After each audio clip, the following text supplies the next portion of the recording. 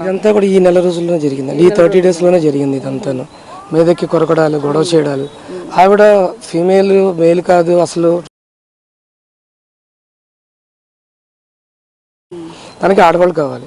ఇప్పుడు మీకు కనిపిస్తుంది ఒక శ్రీవర్షిని. కానీ మాకు ఈ 10 రోజుల్లో మేము తెలుసుకుంది ఏంటంటే ఇందులో ఒక ఆవిడ పెద్ద పెద్ద కేకలు పెడితే అక్కడ ఉన్న ఇన్స్పెక్టర్ కూడా పట్టించుకోలేదు. ఇక్కడ నుంచి మేము ఎటువంటి కంప్లైంట్ తీసుకెళ్ళకపోవడం వల్ల అక్కడ ఉన్న అమ్మాయి కూడా మాట్లాడిచ్చింది, కానీ ఏది కూడా రికార్డ్ చేయలేదు వాళ్ళు. అక్కడ ఉన్న ఆడవాళ్ళు కూడా ఆవిడకి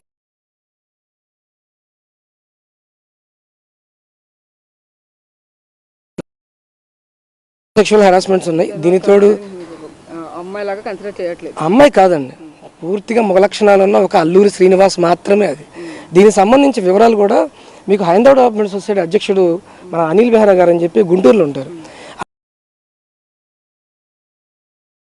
గారి దగ్గరికి వెళ్ళినప్పుడు ఈ లేడీ గురి కూడా అక్కడికి వచ్చింది. అక్కడికి వచ్చినప్పుడు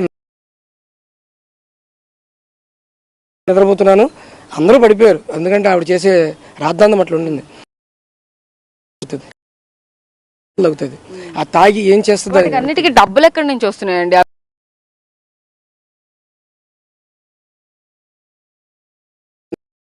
దాదాపు 2 నెలలు ఆవిడ వెనకాల తిరిగాను.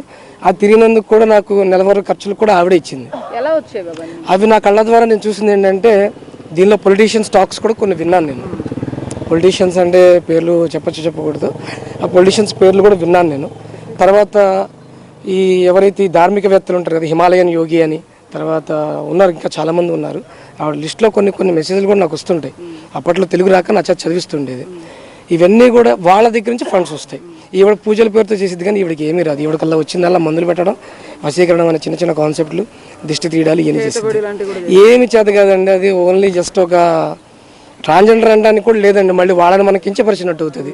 ఇది ఒక టైప్ ఆఫ్ జాతి అంతే. ఇది వీళ్ళ వల్ల ఎవరికి లాభం లేదు. పొలిటీషియన్స్ అన్నారు, ఎవరు వెనకాల ఉండి ఇదంతా నడిపిస్తున్నారు అనుకోవచ్చు. ఆవిడకి ఎవరెవరు డబ్బులు సహాయం చేస్తున్నారు అంటే, నేనున్నప్పుడు ఒకే ఒక ఫోన్ కాల్ అయితే వినటం జరిగిందండి. ఆ టైంలో మమ్మల్ని పక్కకి దూరంగా కూర్చొని ఉన్నాం మేము.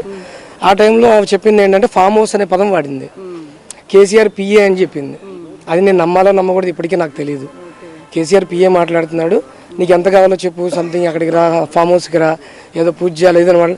ఏమికి ఏమి రాదు, ఆయన ఏం చెప్పించుకుంటాడు నాకు. మీరు విన్నారా కాల్స్ లో మాట్లాడడం కానీ, ఈ పర్టికులర్ పార్టీకి సంబంధించిన వాళ్ళు కానీ, లేకపోతే కేసీఆర్ వాళ్ళు ఎక్కువ ఉంటారండి. షామీర్పేట తర్వాత ఈ మన హైదరాబాద్ పరిసర ప్రాంతాల్లో ఈ బీజేపీ వాళ్ళు ఎక్కువగా ఉంటారు. ఈ దర్గా విషయంలో మాట్లాడేది కూడా తను ఏం చేస్తున్నది అనేది మర్చిపోవడానికి మాత్రం ఇది వాడుతుంది. మీరు చూడండి, ఆమె యూట్యూబ్ వీడియోస్లో వరుస పెట్టి ఒక 4-5 వీడియోలు వస్తాయి. తర్వాత 10 రోజులు రాదు. ఎందుకని? ఈ 10 రోజులు ఏదో ఒక అమ్మాయిని సెలెక్ట్ చేసుకుని వెళ్ళిపోతుంది, తను ఉండదు. ఆ అమ్మాయిలో కొంతమంది హైదరాబాద్లోనే ఒక ఆవిడ ఫిల్మ్ ఇండస్ట్రీకి సంబంధించి ఒక ఆవిడ ఉంది. ఈ విధానంలో ఒక కుక్కలతో సంబంధించి ఒక వీడియో ఉంది. ఆవిడ కూడా ఈవిడ బాధితురాలే, కానీ ఆవిడ బయటికి రాదు.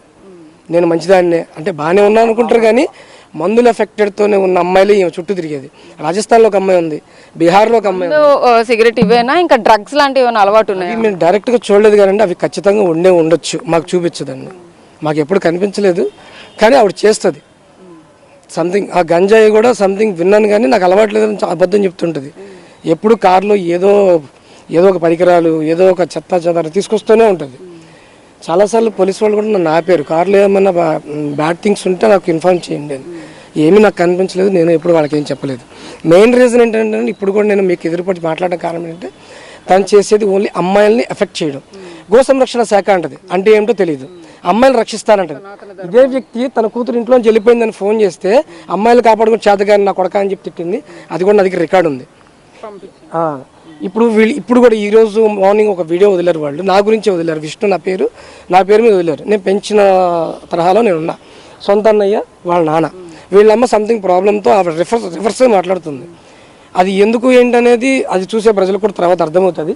నేను ఎప్పుడన్నా వీళ్ళిద్దరు ఇన్ఫ్లుయెన్స్ చేసి ఈ 15 రోజుల్లో తీసుకొచ్చాను అయ్యా మిమ్మల్ని? లేదండి, మా అంతటి మేమే వచ్చాం, కానీ మా పిల్ల కావాలి, మా చెల్లెలు మాకు కావాలని చెప్పని, మా నాన్నగారికి మా కూతురు మాకు కావాలని చెప్పని మా అంతటి మేమే వచ్చాం, కానీ ఏనాడు ఆయన ఇన్ఫ్లుయెన్స్ చేయలేదు. నేనే ఇన్ఫ్లుయెన్స్ చేశాను, నేనే దాన్ని ఇబ్బంది పెడతాను.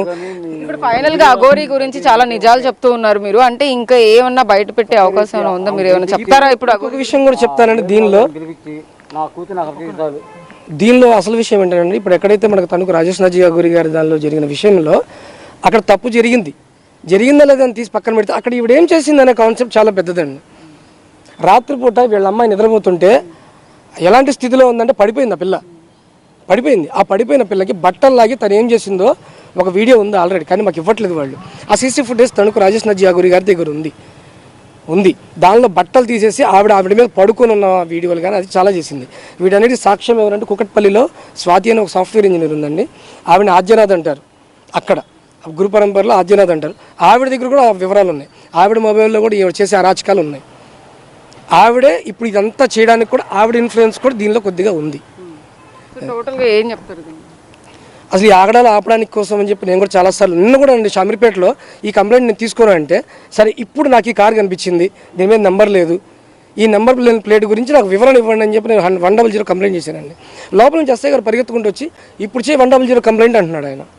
నేనేం మాట్లాడాను నాకేం అర్థం కాక సర్లేండి అన్నా, ఎందుకంటే నన్ను కొట్టే పరిస్థితి కనిపించింది నాకు అక్కడ. పోలీసులు కూడా నా మీద రివర్స్ అయ్యి కొట్టే పరిస్థితి ఉంది. అసలు ఈమెను చూసి ఎందుకు భయపడుతున్నారో కూడా అర్థం కావట్లేదండి. She's not an aghori, she's nothing అండి అక్కడ. లేవంటారా అంటే ఇప్పుడు ఏదో పవర్ ఉంది వశపరుచుకుంది అని అంటున్నారు అంటే ఆవిడకి ఏదో పవర్ ఉందనే అర్థం. అంటే ఏం పవర్స్ లేవంటారా ఇప్పుడు మీరు అంటున్నారు? పవర్ అనేది అంటే మీరు పవర్ జనరేట్ చేయడం అంటే ఇప్పుడు నేను ఇక్కడ నుంచి ఉంటే కింద మట్టి ఇలా పైకి తీసుకెళ్ళడం దాన్ని పవర్ అంటారండి. ఇది మందులతోనూ లేదంటే ఆకు పసరులతో చేసేదాన్ని వైద్యం అంటారండి. ఇలాంటి వాటితో చేసి అమ్మాయిని తీసుకెళ్ళిపోతుంది. ఇలాంటి దీన్ని వశపరచుకోవడం దీన్ని ఆ టైపులో అంటారండి.